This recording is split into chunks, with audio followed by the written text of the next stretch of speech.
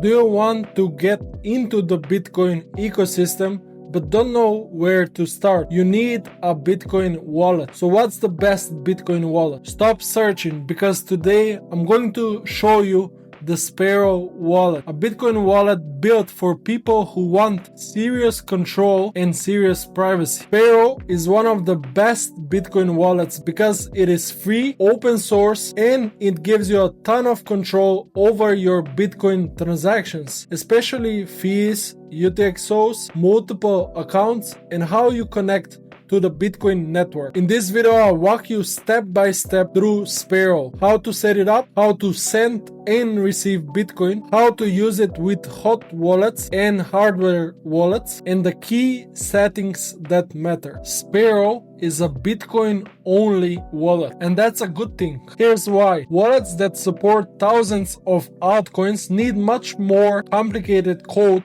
and functionality. More complexity usually means a bigger attack surface, which can reduce security. Bitcoin only tools tend to be simpler and easier to secure. Sparrow is currently a desktop wallet only. There's no mobile version. And honestly, for serious self-custody and larger Bitcoin amounts, using a desktop setup is usually how most people would use their Bitcoin wallet. A lot of people asked, Victor, can I use Sparrow as a hot wallet or a cold wallet? Both, brother. You can create a hot wallet directly inside Sparrow, or you can connect a hardware wallet and use Sparrow as the interface to manage your cold storage safely. Think of Sparrow as a powerful control panel for your Bitcoin, whether your keys are online or offline. You can download the official Sparrow wallet from the official website at sparrowwallet.com. After you install the Sparrow wallet, especially if you plan to store real Bitcoin, you should definitely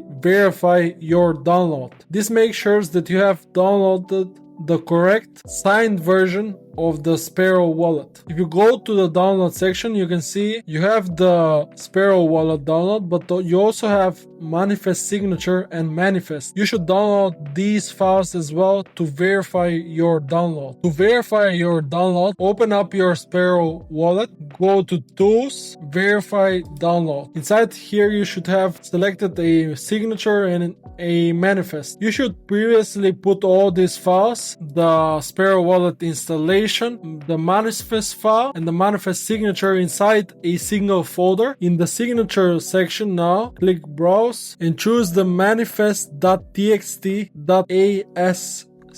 Then everything will enter itself, and you can see we have the correct version of Sparrow wallet signed by the author, developer itself, Craig Raw. So we're good to use our Sparrow wallet. If we open up the Sparrow wallet, you can see the interface. You have the transactions tab here, where all your transactions are. You have send. This is where you go if you want to send some Bitcoin to someone else, as we'll see later in the video how you can send Bitcoin, so stay tuned. Then we have receive, where you have a receiving address. We will use this if you want to receive some Bitcoin. Inside the addresses, you have multiple addresses, Bitcoin addresses, which you can use to receive Bitcoin on. You have all of your UTXOs here, which UTXO is just a chunk of Bitcoin. If you go to Sparrow settings, here you can select the currency or fiat that you want to see your Bitcoin in. Then you also have exchange rate source, which you can choose CoinGecko or some other source. To demonstrate sending and receiving Bitcoin, I'll use the Bitcoin testnet instead of real Bitcoin. Testnet works similarly to Bitcoin, but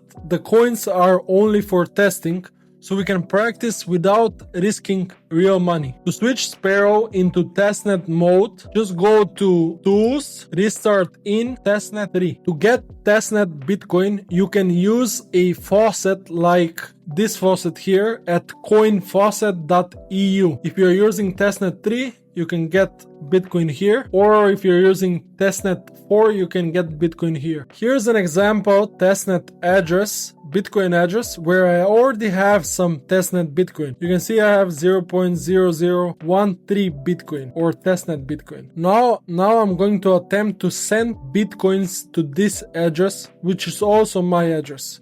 and we can see the balance increasing. To send bitcoins to this address, just copy this address, go inside my Sparrow wallet, then click send. Inside the pay to, I'll just use this address. I can label this as my first transaction. This is just a label that is on the transaction so you can more easily identify the transaction. Let's say I want to send 60,000 Satoshis, or I can choose max, which is the maximum amount to have, which is this amount, but I only want to send 60,000. Then click on create transaction, finalize transaction for signing. Click sign, transaction is signed. Now broadcast transaction. And if we see here on the Explorer, we can see there were sent 0.0006 Bitcoin. We can also confirm this if I go inside my Sparrow wallet, and we can see here inside transactions that I have sent 60,000 sats, and my balance went from this amount to this amount. Another powerful feature that Sparrow has is multiple Bitcoin accounts in the same wallet. So you can have multiple Bitcoin accounts under one seed phrase. One seed phrase can secure multiple separate accounts inside Sparrow. To add a new account, go to settings and go to add account. We can choose account 2.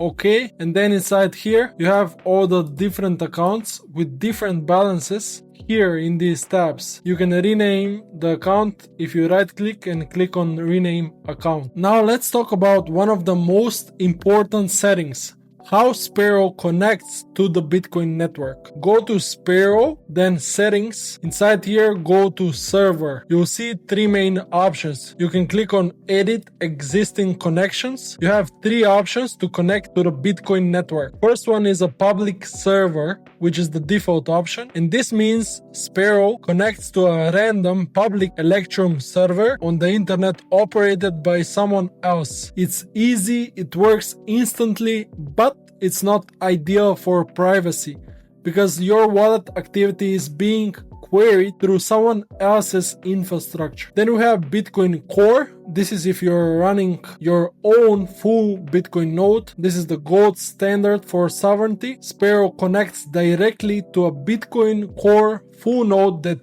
you run. That node downloads and verifies the full blockchain, and you're not depending on random third-party servers to learn what's happening with your wallet. Then we have private Electrum. This is for people who run their own Electrum compatible server, like Electrum server software connected to their node, often on another machine or server. In simple terms, you still use your own infrastructure, but you connect through an Electrum server you control. If you want to consult with me personally, email me at victor@hitros.io, and until next time, peace out.